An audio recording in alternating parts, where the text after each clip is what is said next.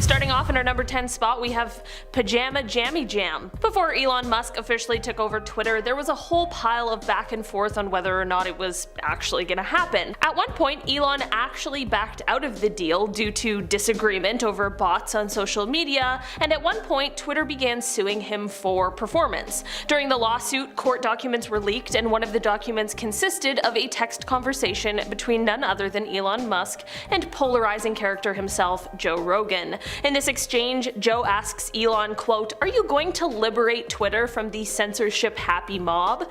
Elon replies, quote, "I will provide advice which they may or may not choose to follow."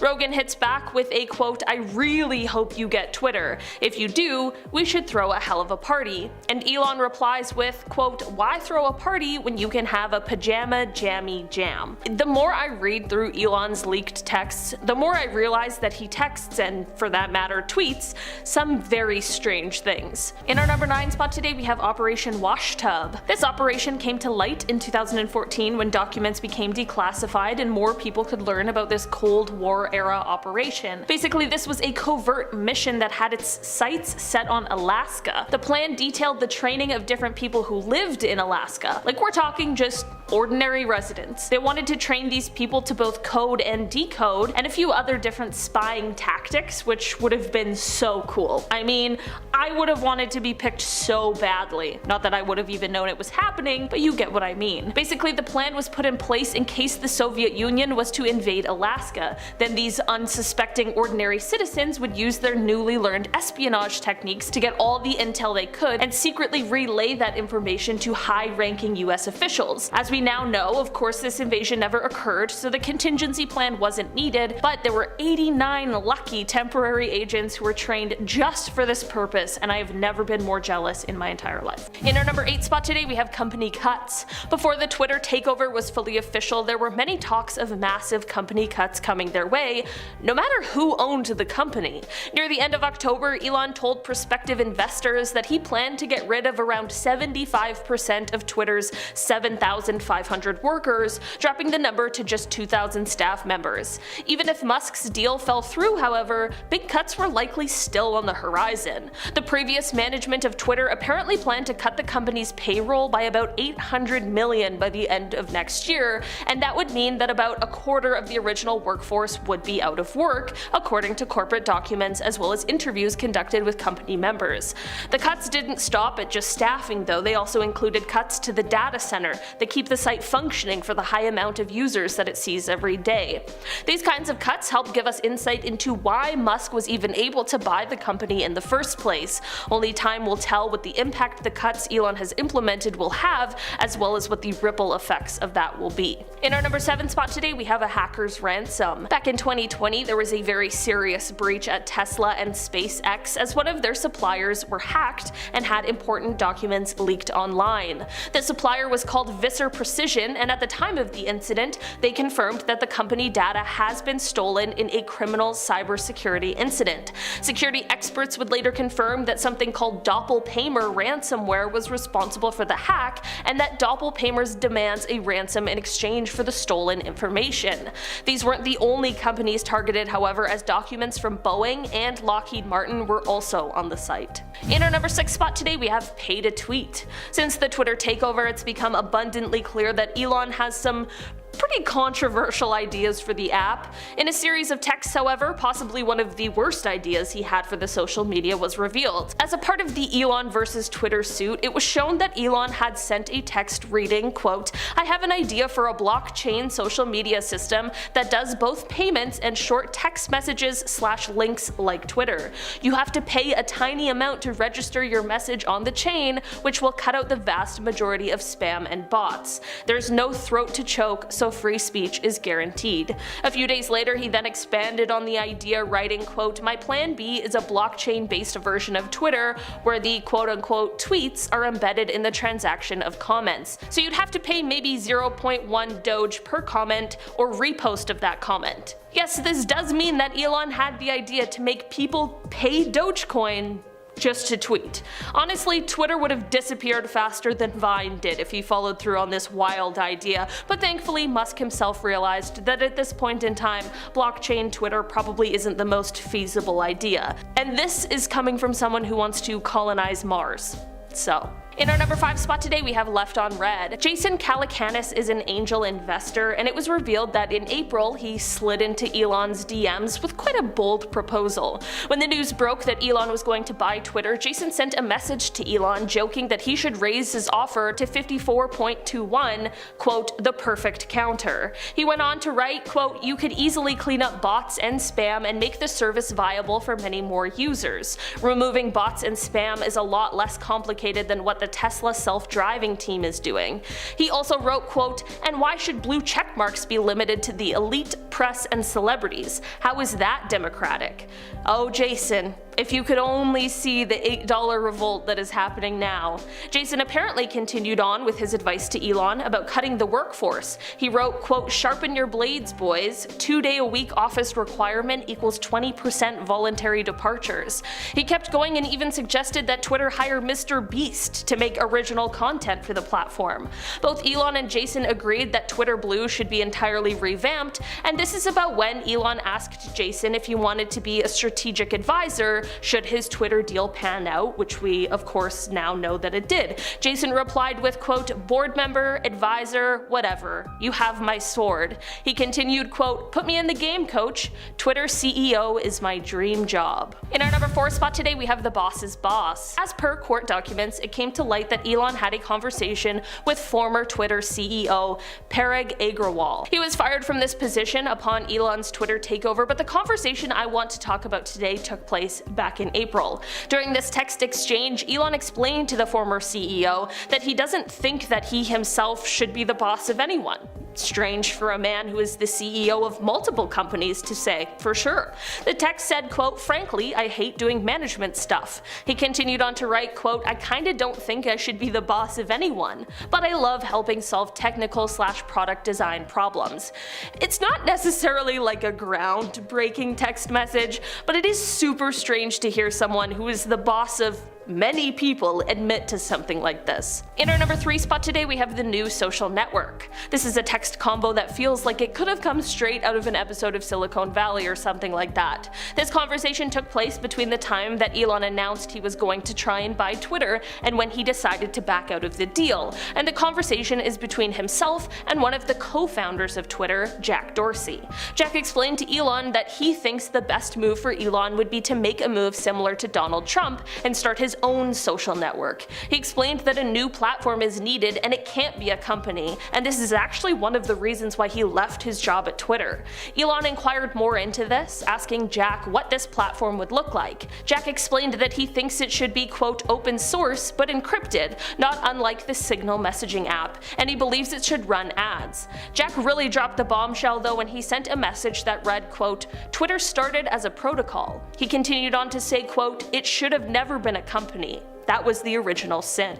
In our number 2 spot today, we have the advice for Elon. This conversation is one between Musk and Joe Lonsdale, who is the co-founder of Palantir, a public American software company that specializes in big data analytics. To begin their unredacted conversation, Joe praised Elon for buying stake in the company and joining the board, but he quickly took to offering his opinions and takes on some of the issues Musk had raised. Specifically, he wanted to discuss thoughts on censorship decisions.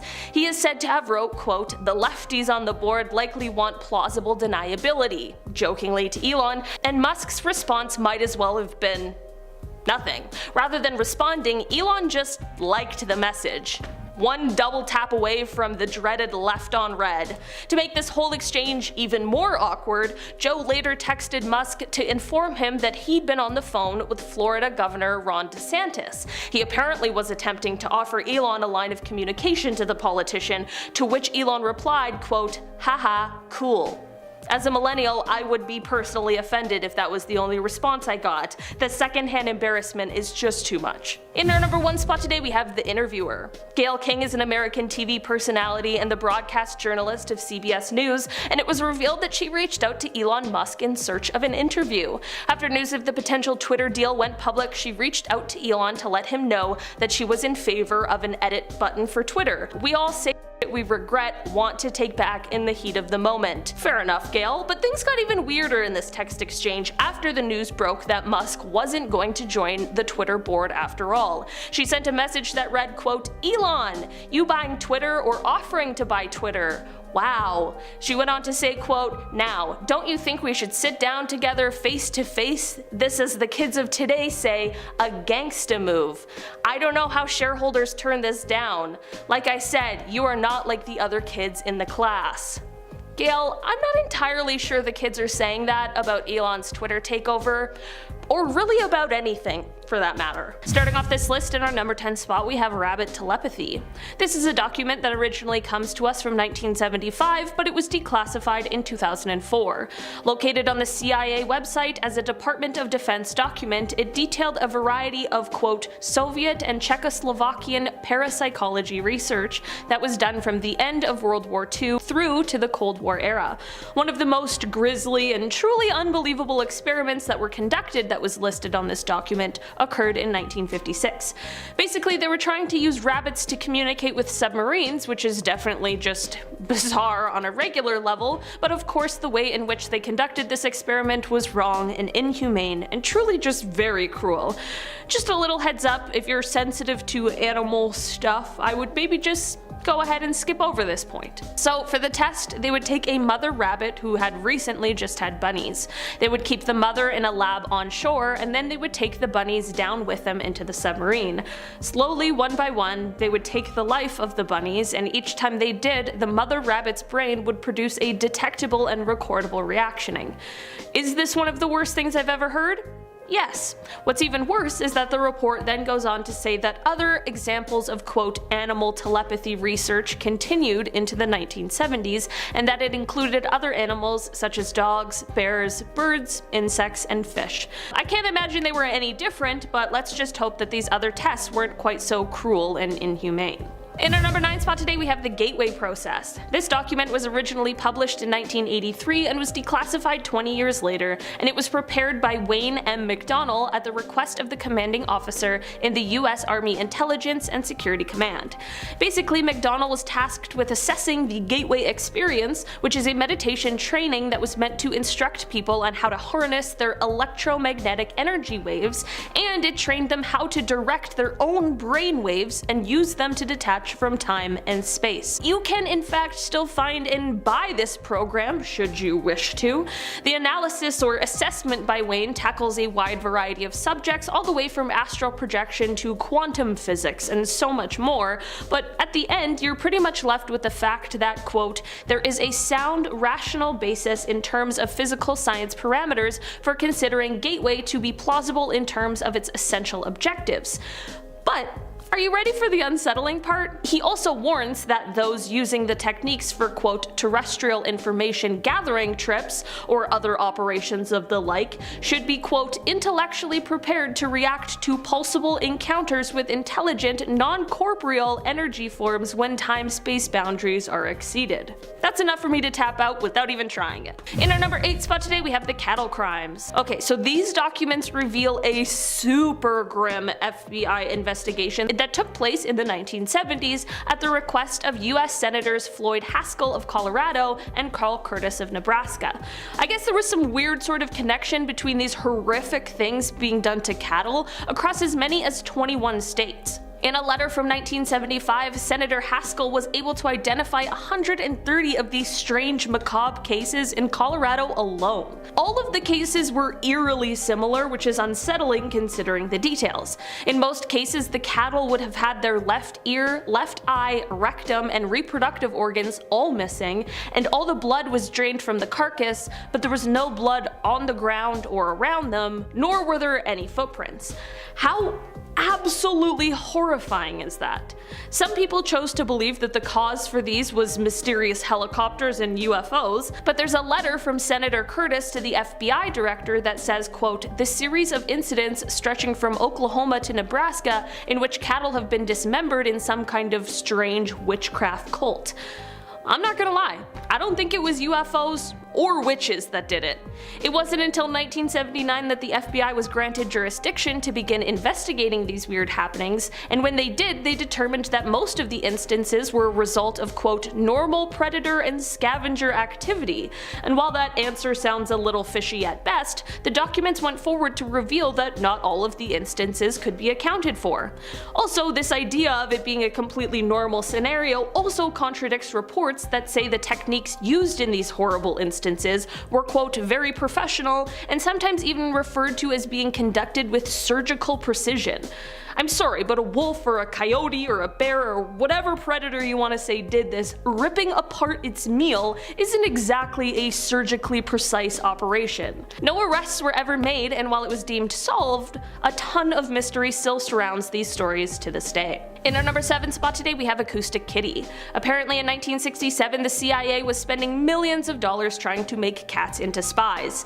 I don't know why they chose the one animal that does not care what you want it to do, but alas, they did, and Project Acoustic Kitty was born. The project basically involved implanting electronic spy equipment into real living cats, who would then be trained to basically eavesdrop on unsuspecting people. This is another one of those Cold War era plans that was intended to be used on those in the Soviet Union. The project had a whole slew of issues, of course, however, because cats get hungry and distracted, and unfortunately the first time this plan was being tested, there was a catastrophic outcome. The cat got hit by a taxi, but the project of course was cancelled, and the researchers said that they believed they could train cats to move short distances, but that, quote, "the environmental and security factors in using this technique in a real foreign situation force us to conclude that for our intelligence purposes, it would not be practical." In our number 6 spot today, we have The Judgment Call. If you haven't heard of the name Stanislav Petrov before, maybe just take a second to whisper a quiet thank you to him, because he truly might have saved all of our lives with one moment of calm, cool decision making.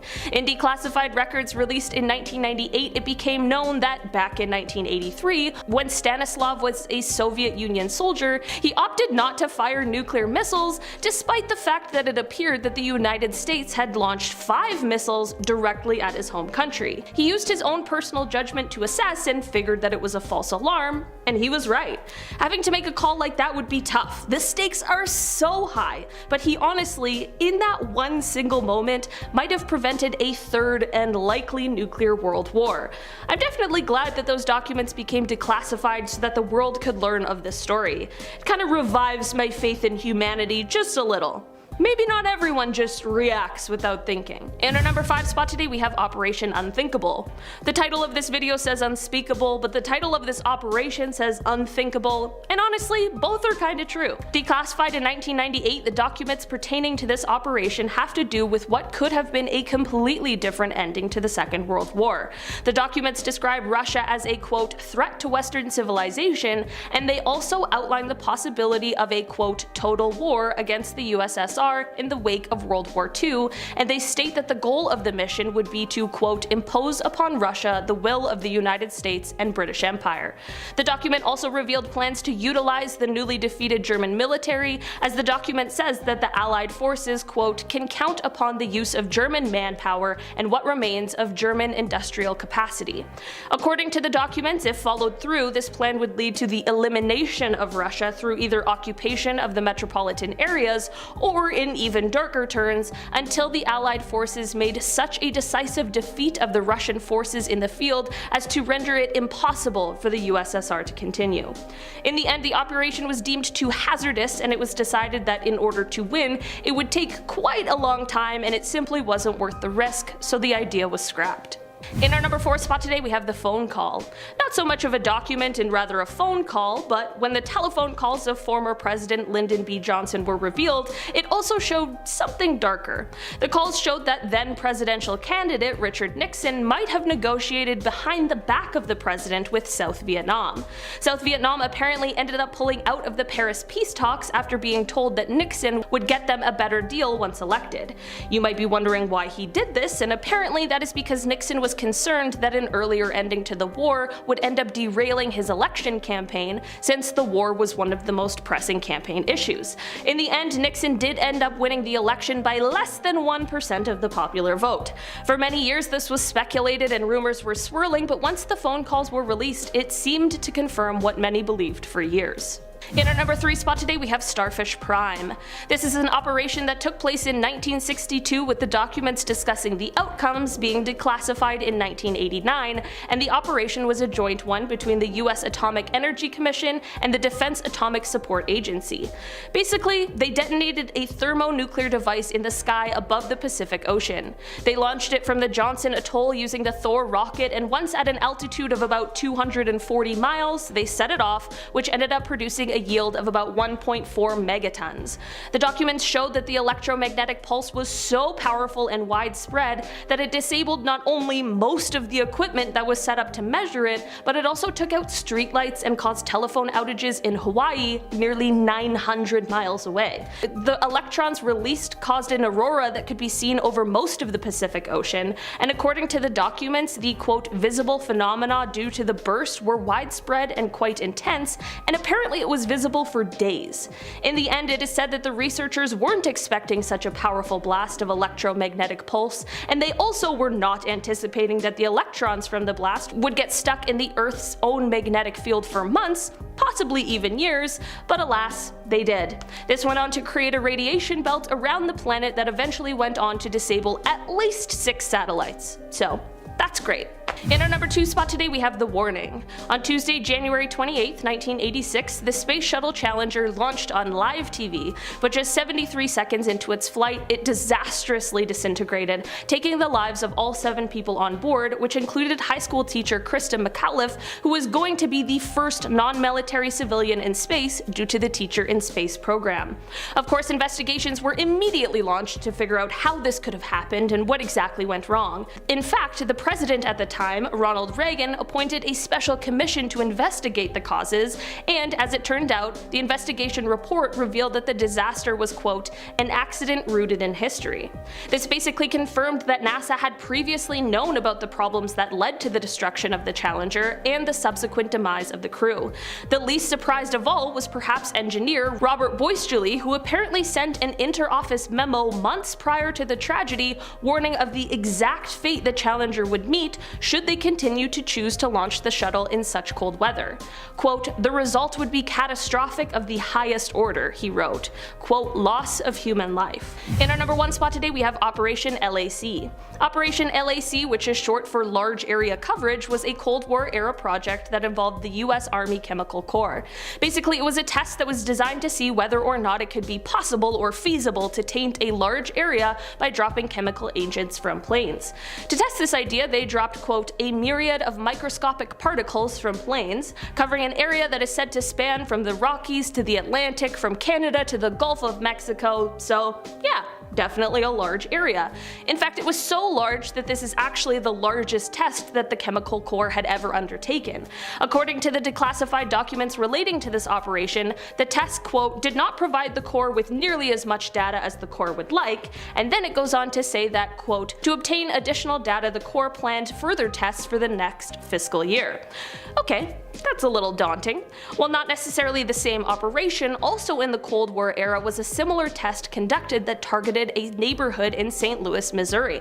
This test saw the area being sprayed with zinc cadmium sulfide. At the time, those local to the area were being told that, quote, the government was testing a smoke screen that could shield St. Louis from the aerial observation in case the Russians attacked. But of course, decades later, documents revealed that the tests were actually a part of a biological weapons program. And And to make matters even worse, the zinc cadmium sulfide was linked to an increase in cancer among the residents of the neighborhood. Starting off in our number 10 spot, we have Operation Midnight Climax. This experiment took place in the 1950s, and it was one of those mind control research projects that was sponsored by the CIA. This was actually just one experiment that was a part of Project MKUltra. So basically they wanted to study the effects of LSD, but instead of finding willing participants, which, let's be honest, probably wouldn't have been that difficult, instead they used non-consenting people who were lured to safe houses by sex workers who were being paid by the CIA, and then once at these safe houses they were slipped the drug and monitored from behind a one-way glass. For over a decade, the project gave the government more knowledge about the drug itself and what it does to the mind. It gave the knowledge about surveillance technology and even sexual blackmail. In the end, the project was shut down in 1965, but people don't forget, and the damage was already done. In our number 9 spot today, we have the take private deal. This leaked conversation initially came to light as part of the lawsuit between shareholders and Elon Musk. Back in 2018, Elon considered the possibility of bringing Tesla funding in privately, and he told investors through a tweet that read, quote, "Am considering taking Tesla private at 420, funding secured." This led to the Security and Exchange Commission, or the SEC, ruling that Elon had not only exaggerated, but that he had misled shareholders when he said that the funding was secured. Elon publicly spoke against this, but in the end, Tesla and Elon reached a settlement with the SEC, which saw Elon stepping down from the role of chairman of the board, and Tesla and Musk had to each pay $20 million in fines. Elon actually ended up making money from this deal, but that's not even what I want to talk about today. Another part of the settlement was that Elon and Tesla had to agree to have Elon's tweets reviewed by Tesla's legal department to see if they are material to the company. Here's the thing, Elon swears he didn't lie about the funding and that the settlement was purely just to save Tesla. These texts that were leaked ended up showing some partial truth to Elon's story. It became clear that he had a meeting with Saudi Arabia's Public Investment Fund, or PIF, and the text showed a conversation between him, his associates, and the head of PIF as well as his associates. This is when it came to light that Musk must have taken this meeting with PIF seriously enough to believe that the funding was secured, but the SEC obviously disagreed with the level of commitment that was shown at the time. This agreement on how serious the meeting was led to a very heated text exchange between Elon and the head of PIF, where Elon threatened to never speak to him again. In our number 8 spot today, we have Project Minaret. This is a document that became declassified in 2013 as a part of the National Security Archive's efforts. This historical document describes a sort of watch list of prominent Americans who were critical of the Vietnam War. The document explains that their overseas communications were tapped and listened into by the government from 1967 to 1973, and a quote from the document reads, quote, "President Johnson wanted to know if the domestic anti-war movement was receiving help from abroad." The project expanded so much that it went on to include more than 1,600 people, including civil rights leaders like Martin Luther King Jr., Whitney Young, and Muhammad Ali. There were also people like Democratic U.S. Senator Frank Church of Idaho, Republican Senator Howard Baker of Tennessee, a New York Times columnist, and a Washington Post columnist. The surveillance began under President Johnson, but it continued on through to the Nixon administration. In the end, the only reason it was stopped was because Attorney General Elliot Richardson was concerned about its very doubtful and murky legality and decided that during the Watergate scandal that it probably would just be best to shut it down. I mean, they definitely had enough on their plate already at the time. In our number 7 spot today, we have Project Iceworm. This secret mission took place in the 1960s, and it was basically intended to build a series of mobile nuclear missile launch sites under the Greenland ice sheet, because this would then house medium-range missiles close enough that they would be able to strike targets within the Soviet Union. This project was called Project Iceworm, but there was another project called Camp Century. Basically, Camp Century was to test out Project Iceworm and see how likely it would be and how feasible it would be. So engineers went to work and created a network of underground tunnels and buildings that included places to stay, kitchen, a hall for hanging out, there were supply rooms, and even a communication center and a nuclear power plant. This was all kept as a super secret for a long time and was even kept from the Danish government for 7 years. In 1966, however, the project was cancelled because of the shifting ice. This created unstable conditions for the underground tunnels that are most likely crushed now, but still remain plane beneath the Arctic. In our number 6 spot today, we have the Pentagon crash. We have all heard about the devastating September 11th, 2001 attacks, but some of you might not know that on the day, there were actually 4 separate coordinated attacks, all a part of the same plan, and one of those attacks was on the Pentagon. There was a photo that was previously classified but eventually has been released by the US government, and it shows the absolute devastation that was done by the commercial plane that crashed into the Pentagon. The plane was able to tear through all 5 rings that existed in the building. All of the people on board the plane that day, as well as 125 people that were in the building at the time, passed away in this horrible event. For obvious reasons, the initial photos of the Pentagon damage were withheld from the public or from circulating in the media, but now that they have been released, it just shows us all another side to that horrible, terrifying day. In our number 5 spot today, we have the UFO report. This photo is of a previously classified document from 1963. Although the document still has a lot of information that has been blacked out, the document is the description and report of an unidentified flying object or UFO encounter. This is said to have taken place over the desert of Nevada, and the report was written in detail in order to have a written record of the event. This document is said to be the authentic report from the FBI, which is exactly why some of the details have still been omitted,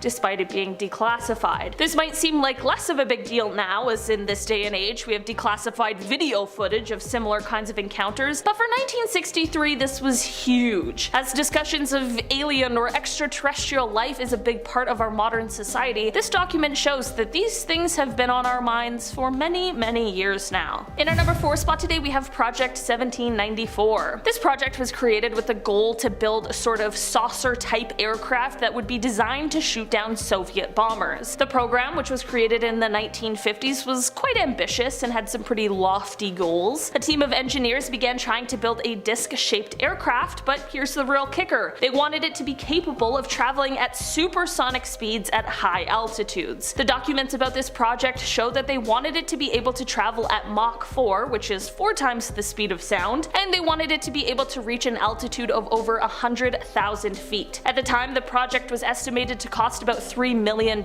which is about $26 million today. In the end, the project was cancelled in 1961 because the craft failed tests and proved to be aerodynamically unstable, which of course would provide a whole slew of problems at high speeds, especially supersonic ones. In our number 3 spot today, we have the Manned Orbiting Laboratory. So for this one, this is a mission that was created in response to a Soviet Union secret mission called ALMAZ. Basically, this program, called the Manned Orbiting Laboratory, was run by the Air Force and the intelligence community's National Reconnaissance Office, and the goal of it was to spy on and throw the Soviet Union off track in space. Some of the documents in this mission have now been declassified, and according to them, one of the goals was to knock some of Moscow's satellites out of orbit or to fire projectiles at them. They even wanted to try and capture one of the Soviet satellites in space and then basically send it back down to Earth so that they could study it.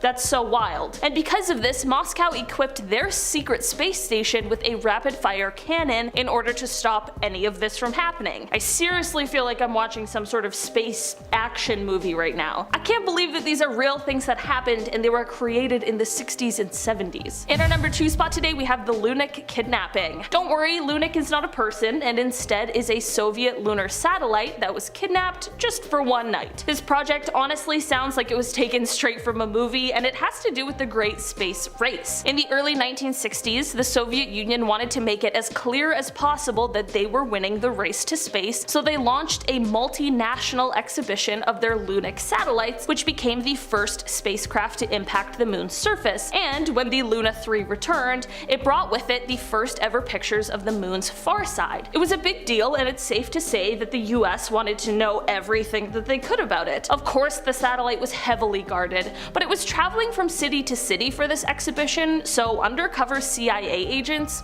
went to work. Basically, they convinced the man who drove the transport truck to get some rest at a nearby hotel, and basically they would look after it for him while he rested.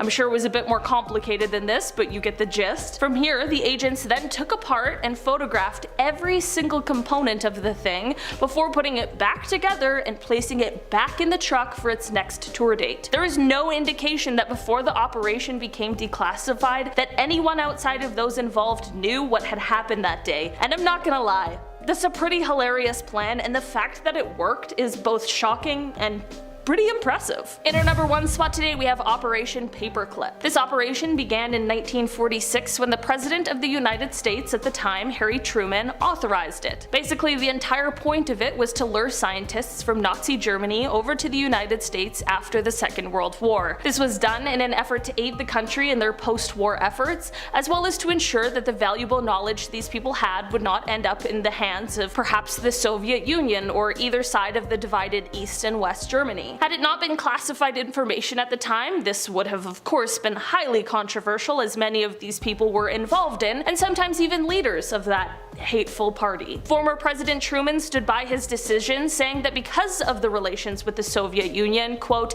this had to be done and was done. Several of the scientists a part of this program were later investigated because of their former ties, but one was only ever tried out of the over 1,600. None of the paperclip scientists were ever found guilty for any crimes either in the United States or in Germany. Perhaps the most famous of all of the paperclip scientists was Wernher von Braun, played a huge role in advancing NASA's Apollo missions. Number 10. Contractor. A former NASA contractor went on video to reveal the fact that NASA has been keeping secrets from us. She says she both viewed and heard evidence that 3 NASA astronauts said that they had seen unidentified flying objects land on the moon, but that these events were later covered up in an operation that was codenamed Santa Claus, a fitting name as NASA wants you to believe that UFOs are just about as real as Santa. She says that she had clearance to enter Building 8 at NASA's Johnson Space Center back in the 1970s. She says that she received information over lunch from officials that if anyone was ever caught exposing aliens as real, they would lose their pensions, and apparently one person in the past had not only lost their pension, but had disappeared off the face of the earth. In the video, she said, "They didn't threaten to kill me, but I got the message I shouldn't talk about it." She apparently witnessed everything from employees being forced to burn photographic evidence and seeing official pictures being airbrushed to hide UFOs. Number 9. The KECKSBURG File. On the night of December 9th, 1965, a giant fireball which caused a sonic boom streaked across the sky before crashing into the woods in Kecksburg, Pennsylvania. Military immediately arrived and sealed off the area, hauling off a massive object the size of a bus to their Air Force base nearby in Ohio. The Pentagon immediately tried to cover it up, saying it was a meteorite, releasing no details about the incident. But in 2003, NASA went on to say that it was not a satellite,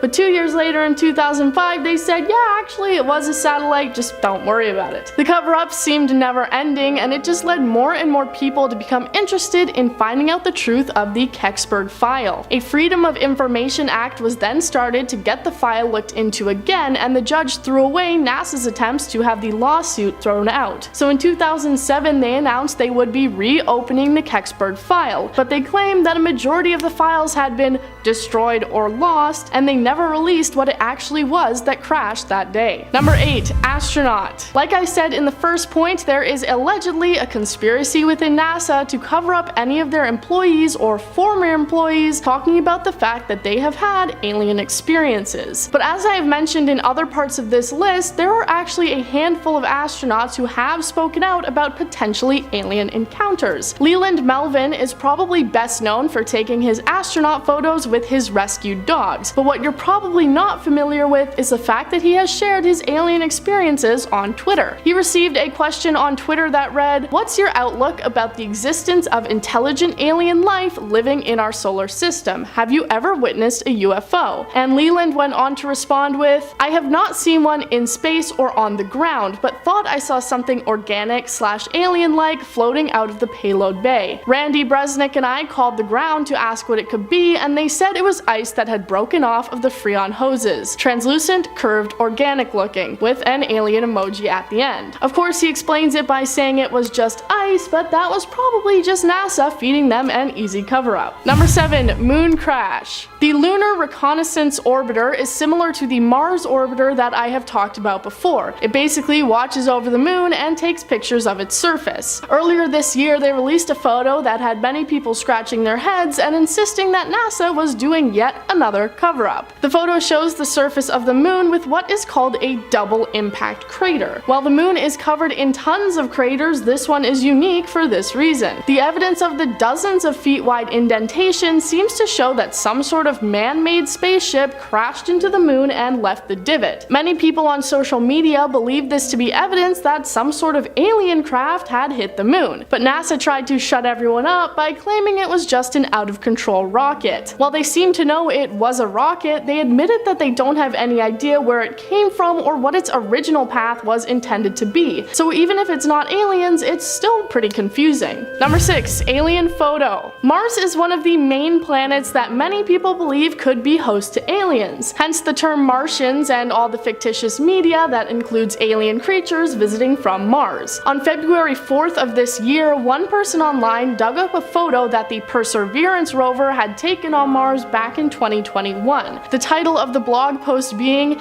"Alien Figure Watching Mars Rover, 100% Proof of Life UFO Sighting News." The image seems to show a dark figure laying on a large Martian rock. It's distinctly human-shaped and darkly colored and stands out from anything else in the area or what we've seen in previous pictures. The man explains in his blog post everything that he believes it to be. There is a person laying down watching the NASA Mars rover from a safe distance away. The person is about 1 foot tall, 0.3 meters, and is lying down. Pinkish upper chest, neck and face, reddish hair, wearing a dark suit, but has a gray object over one shoulder. Looks like a backpack of some sort. There are even footprints behind the person leading up to the location they chose to lay down at. If you don't agree with that, then what do you think it could be? Number 5. Mercury UFO. Project Mercury was NASA's first ambitious space mission, which took place back in the early 1960s, which included 6 manned space flights. But that isn't what we're going to be focusing on. One of the Mercury probes sent out into space took a picture of what appears to clearly be a UFO. A photo that a NASA blogger found in an old disk from the mission that took place in December 1960 appears to show a strange shape that looks like it could be an alien spacecraft. While many arguments against UFOs are that they're just random space junk, this was at the beginning of NASA's steps out into space, so there really couldn't have been that many rocket pieces and broken panels floating around. The blogger says that he believes this is aliens wanting to watch one of humanity's biggest steps, not worrying about being seen because this particular craft didn't actually have any humans on it. Number 4. Deleted UFO. This same blogger also recently found evidence of NASA purposefully covering up and deleting archival photos that appear to show evidence of aliens. He found a photo of what appears to be a large, dark, rectangular alien ship flying past the sun, and he also found that NASA is trying to hide it. On his blog, he said, "I found a huge rectangle UFO shooting past our sun, and it's got to be several miles across or more. I tried to find it on another NASA site, but I got an error message. Then I tried using official European Space Administration software, and again, error message. Then I went into the individual photos online and input my own URL, but these photo times do not exist. That's 3 different sources all erased from existence. I found it at a 4th source." He says that he won't reveal this other source as he doesn't want it taken down as well. There are 20 different photos in a row that all show the unidentified craft, and he calls NASA out for never saying anything about it. Number 3. Mars photos. I talked about this on a separate list, but I also wanted to touch on it here too. We've taken a look at one Mars rover photo already, but I want to dive into just how many of these there are. People are constantly picking out unexplained and potentially alien things popping up in these photos of the red planet. One of the most baffling recent images is this one that appears to show some sort of carved out entryway which people believe must lead to some sort of alien hideout on the planet, looking too precise to have been caused by natural weather and environment conditions like NASA claims. There have also been many rocks that appear to be much more than just rocks, as they stand out from anything else in the photos, almost looking like a sort of coral growing out from the ground through the dust. There are a lot of them, and and NASA has attempted to explain away all these photos, but there is still just a lot of mystery there. Number 2, the Calvine photo. This one is similar to the KECKSBURG file in the way that it is also a UFO encounter from many decades ago that NASA tried to hide away by claiming it was lost. The photo was taken in August 1990 by 2 hikers near Calvine in Scotland. It shows what is clearly a large diamond-shaped vessel flying through the sky, being trailed by another airplane. They took pictures and said it appeared to be about 30 meters long. It apparently then shot straight up into the sky and disappeared, never to be seen again. The photo was first given to the newspaper and then handed over to the Ministry of Defense, and then it was never discussed again, and the photo apparently went missing. In October of 2021, the Scottish Operations Records book was checked, and there was no account of anything having been spotted in the sky on that day. One determined individual, however, managed to track down the lost photo, and about it they said, "The Calvine photograph stands as one of the biggest mysteries in UFO history. Finally revealed after 32 years, it shows that answers only bring new questions." Number 1. Space nudes. In May of this year, it was revealed to the public that NASA was going to be sending a message out to aliens, calling it the Beacon in the Galaxy. It's a binary coded message that includes details about our planet and human life that is going to be shot into space for anybody to find. One of these images was revealed to be an image of what a genetically male and female human look like, and yes, it has all the details. It also includes a diagram of gravity so aliens know which part of us is the top and which is the bottom. Other images included are the solar system diagram, a map of Earth's landmass, and depictions of things like mountains and trees. So yes, NASA is actually sending our nudes out to space. The fact that they are doing this shows that at least a small part of the organization believes that aliens are out there to receive this message.